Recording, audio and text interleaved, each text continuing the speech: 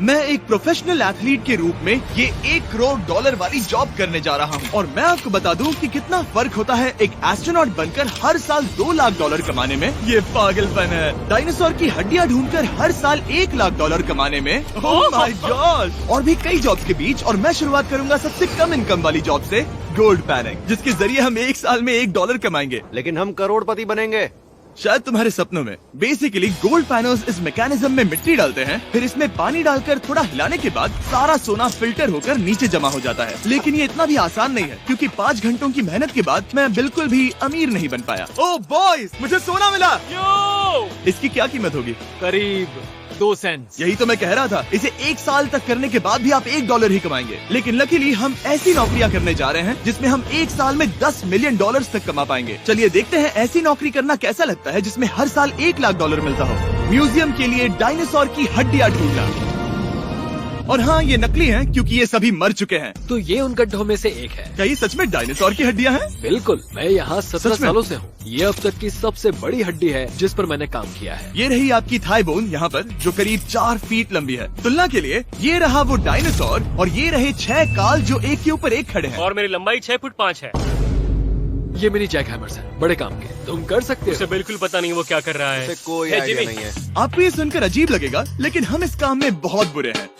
संभल कर। 5 घंटे की मेहनत के बाद भी हमारी प्रोग्रेस ना के बराबर थी, लेकिन हमारे इस धीमी गति के बावजूद एक्सपर्ट की मदद से हम आगे बढ़ रहे थे। मैंने अपने पूरे करियर में इससे बड़ी हड्डी पर कभी काम नहीं किया। और आपने मुझे और काल को इसे छूने दिया? हाँ, बिल्कुल। हमने गड़बड़ कर दी तो?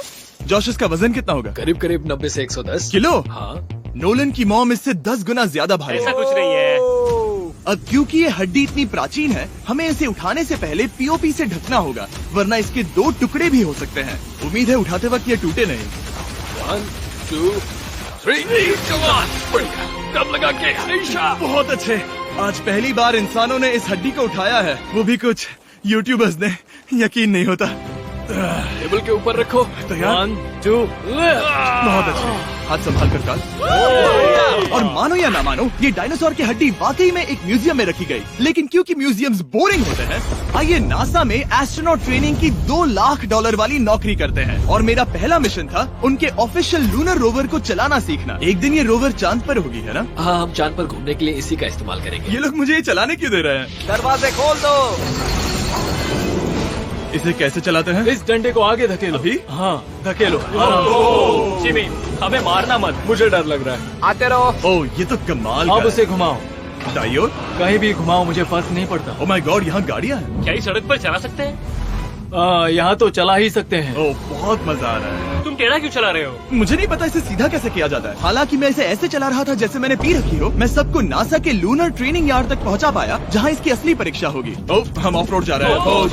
ये रास्ता उबड़ खाबड़ है। तुम मुझे इसे ढलान के नीचे उतारने दे रहे हो? क्या इस मशीन के अंदर सीट बेल्ट है? यहाँ पर एक सीट बेल्ट है जिसका हम इस्तेमाल नहीं करते। इनके पास सीट बेल्ट है लेकिन ये लोग पहनते नहीं है। क्या अजीब है। ये ढलान तो बहुत ज्यादा है। क्या हम सच में नीचे जा रहे हैं? क्या अब मैं सीट बेल्ट पहन सकता हूँ? My God! हम टेढ़े होकर ढलान उतर रहे हैं। नहीं नहीं नहीं नहीं नहीं जिमी। हाथ उठाओ ताकि उन्हें पता चले कि मैं चला रहा हूँ। वाह, ठीक है। इन्होंने तो सच में। मैं उठकर पीछे चला नहीं जाता हूँ। नहीं नहीं, बैठ जा। नहीं, ऐसे चलाना ठीक रहेगा?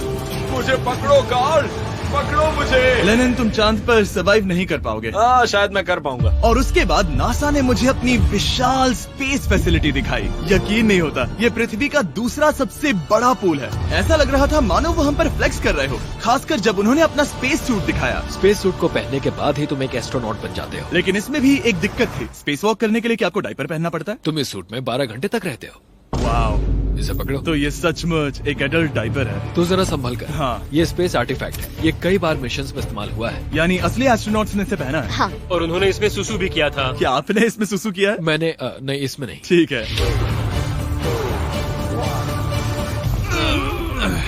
तो बताइए अगला मिशन कब है? क्या तुम 1 साल बाद फ्री रहोगे? मैं समय निकाल लूंगा। Okay okay. और मेरी ट्रेनिंग के आखिरी स्टेप में मैं एक कमाल की चीज करने जा रहा हूँ। उन्होंने मुझे चांद को छूने का परमिशन दिया। थोड़ा दम लगाकर खींचूं क्योंकि इसका वजन 4000 किलोग्राम है। ये 4000 किलोग्राम का है?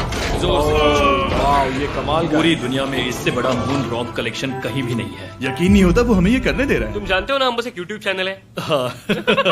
ओह माय गॉड, ये किसी जमाने में चांद पर हुआ करते थे। क्या मैं इस जेनेसिस रॉक को छू सकता हूँ? बिल्कुल नहीं।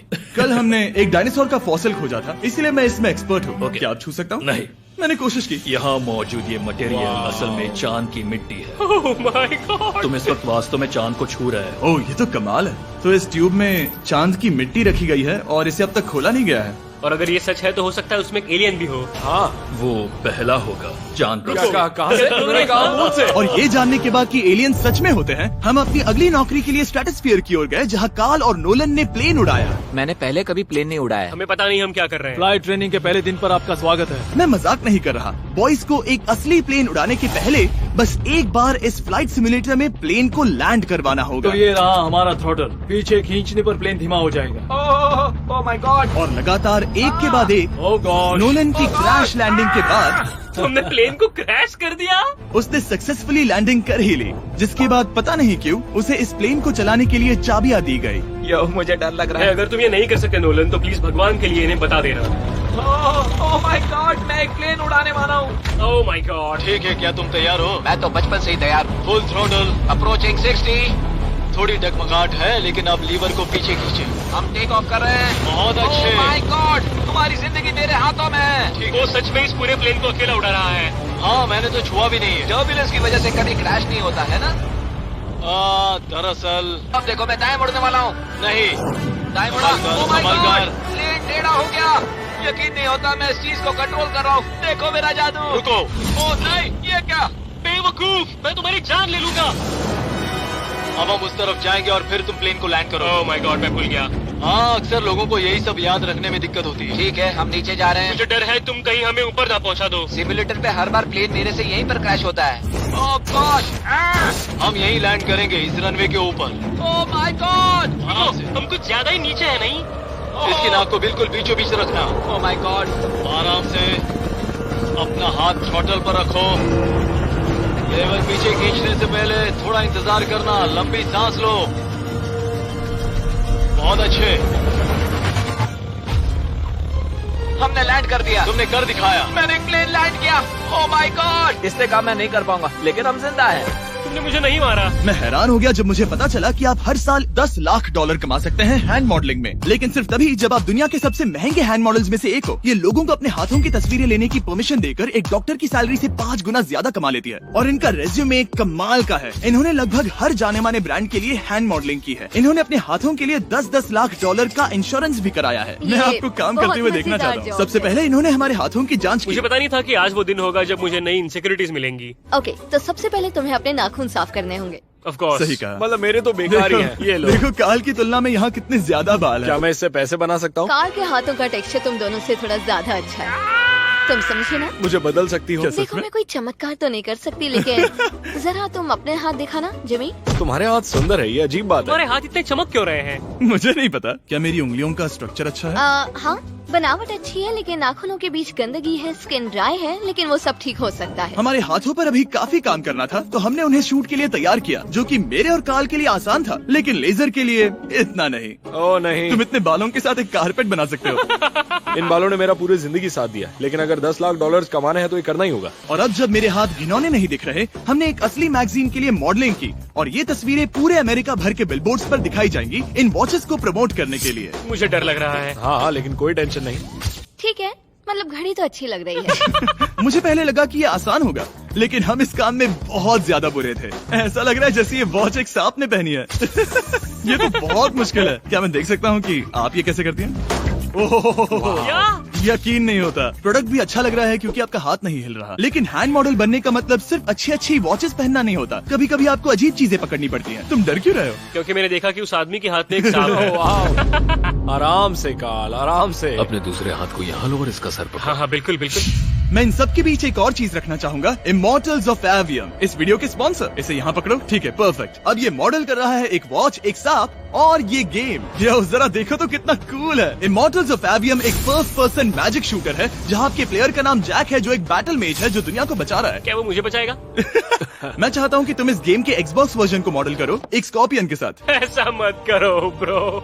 तुम्हें इसके डंक को इस तरह से पकड़ना होगा। क्या ऐसा पकड़ना बिच्छू के लिए सेफ है? हाँ, बहुत अच्छे, शाबाश। जल्दी जल्दी बोलो जल्दी करो। उन्हें गेम के बारे में बताओ। ठीक है, आप 25 अलग अलग तरह के मैजिक स्पेल्स और 80 अलग अलग टैलेंट्स अनलॉक करके उन्हें अपने प्ले स्टाइल के हिसाब से कस्टमाइज कर सकते हैं। काल, तुम्हें तुम्हें लगता है इमॉर्टल्स ऑफ एवियम को ये फोटो पसंद आएगी? मैं उम्मीद करता हूँ आपको ये पसंद आएगा। कार्ल, इन डरावने जानवरों को पकड़े रखो, बाद में हम NFL प्लेयर्स बनने जाएंगे। जिन लोगों ने इमॉर्टल्स ऑफ एवियम बनाया, उन्होंने कुछ अवार्ड विनिंग कैंपेन्स भी बनाए हैं, जैसे हेलो, कॉल ऑफ ड्यूटी और डेड स्पेस। हमें वो कैंपेन्स पसंद है।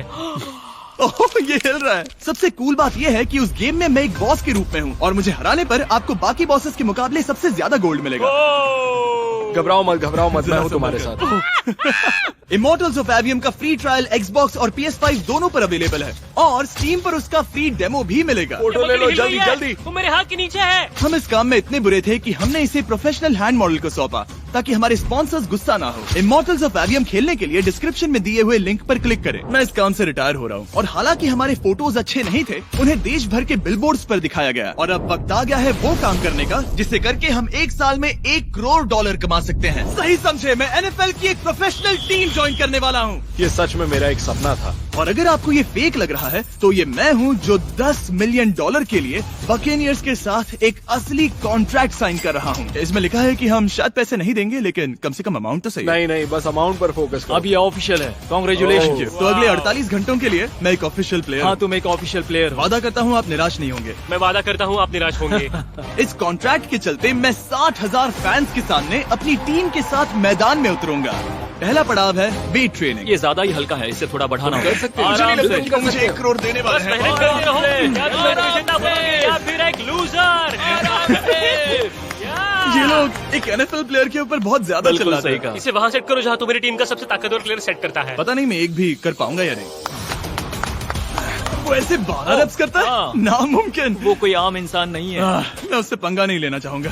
तुम कर सकते हो। NFL इतना मुश्किल क्यों है? ये वर्कआउट बाकी प्लेयर्स की तुलना में कैसा था? बहुत बुरा। उम्मीद है चक्कर आना बंद हो जाए। घबराओ, आदत पड़ जाएगी। ओके। उसके बाद मैं अपनी ट्रेनिंग के लिए टैंपा बे के बकेनियर्स ट्रेनिंग फैसिलिटी में पहुंचा, जहां मैं मिला अपने कोच हेलो से। मिस्टर बीस, हाँ, मैं क्या हूँ हाल है? कोच, कैसे हो तुम? बढ़िया। और बाकी टीममेट से। तुमसे मिलकर अच्छा लगा। मैं हूँ शेख, मेरे बच्चे और मैं दोनों तुम्हारे सच में? वीडियोस देखते हैं, तुम्हारे कैंडी पास, द काल गमीज। ओह, सच में? मेरे नए टीममेट्स को यकीन नहीं हुआ कि मैंने उनकी टीम ज्वाइन कर ली है, तो मैंने उन्हें सबूत के लिए कॉन्ट्रैक्ट दिखाया। तुम भी सब तुमने अच्छे से ऐसे ही check कॉन्ट्रैक्ट पर साइन किया था। लेकिन तुम्हारे वाले पर ज्यादा पैसे लिखे हैं, जितने नहीं मिले थे। लेकिन इसमें लिखा है कि ये कॉन्ट्रैक्ट सिर्फ 2 दिन का है, उसके बाद ये कैंसिल हो जाएगा। हाँ, इस पे इन यही लाइन्स को लिखा पढ़ना है। जरूरी है। हे, ये असली है, टीम में स्वागत जानता है। हूँ, थैंक यू। ये मेरे नए बहुत मेहनत टीममेट्स करनी होगी। हैं। इनके सामने हम बच्चे लग रहे हैं। ये कितने बड़े हैं। इन दोनों के बीच का फर्क देखो। सच कहूँ तो मैंने पहले कभी फुटबॉल नहीं खेला, तो उन्होंने मुझे अपना किकर बनाया, जिसमें ओह, मैं बहुत बुरा था। मिस्टर बीस, हमें तुम्हारी जरूरत है, तुम्हें कल के लिए तैयार होना होगा। हाँ, तुमने सही कहा, मैं क्वार्टरबैक बनता हूँ। और क्योंकि मैं पहले कभी क्वार्टरबैक भी नहीं बना था, और हाइक, मैंने अपनी पूरी ताकत लगाकर बॉल को फेंका। बढ़िया टचडाउन। और मैं आपको बता दूं कि ये वही टीम है जिसके साथ टॉम ब्रेडी ने सुपर बोल जीता था, तो मैंने सोचा उन्हें सरप्राइज दिया जाए। वो आ गए टॉम। ओह, मुझे बॉल लगने वाली थी। टीबी, कैसे हो मेरे दोस्त? कैसे हो टीबी? कैसे हो दोस्त? कैसे हो तुम सब लोग? यहाँ मेरा एक दोस्त है जो आपके सिर्फ हाय कहने पर खुशी से मर नहीं सकता जिमी, है। ऐसा मत करो। तुम मेरे साथ लेनिन, ऐसा चलो नहीं इन्हें कर हाय सकते। कहो। ओह, नहीं। ओके। और उसके बाद हमारी प्रैक्टिस उछल कूद में बदल गई। कैच करो। Too small. या अब तुम काम पर लौट ठीक है जाओ। दोस्तों, फिर मिलेंगे। लोगों को अभी भी मेरे 2 दिन के कॉन्ट्रैक्ट को लेकर कुछ सवाल थे, तो बक्स ने मेरे लिए एक प्रेस कॉन्फ्रेंस बुलाई। कल बहुत ही बड़ा दिन है, तो कोई बेतुके सवाल मत पूछना, ओके? क्या ये एक पब्लिसिटी स्टंट है? आप यहाँ पर क्यों हैं? सिर्फ बेस्ट वीडियो बनाने के लिए। हाँ, ये एक पब्लिसिटी स्टंट है। मैं सच में एक NFL प्लेयर नहीं हूँ। जिमी, इस नए टीम का हिस्सा बनकर कैसा लग रहा है? बहुत अच्छा। सच कहूँ तो मुझे पता नहीं था कि ये लोग मुझे इतना पसंद करेंगे। कल तुम कितने टाइम तक खेल पाओगे? 0। और बार बार दोहराने के बाद कि ये सिर्फ एक पब्लिसिटी स्टंट है, मैं अपनी हाइट नापने गया। 6'4.5". 6'4.5"? कार्ल, तुम 6'5" हो। मैं 6'5" हूँ। हाँ। ये मुझे इसलिए नाप रहे थे ताकि मेरा कस्टम गियर और यूनिफॉर्म बिल्कुल सही फिट हो।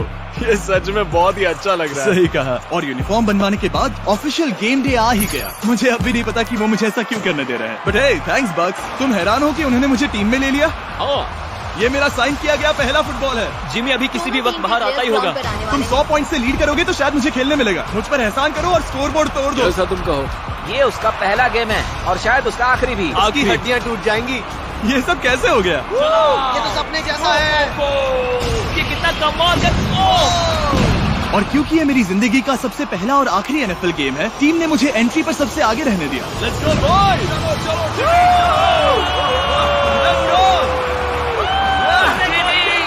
ये हमारा दोस्त है।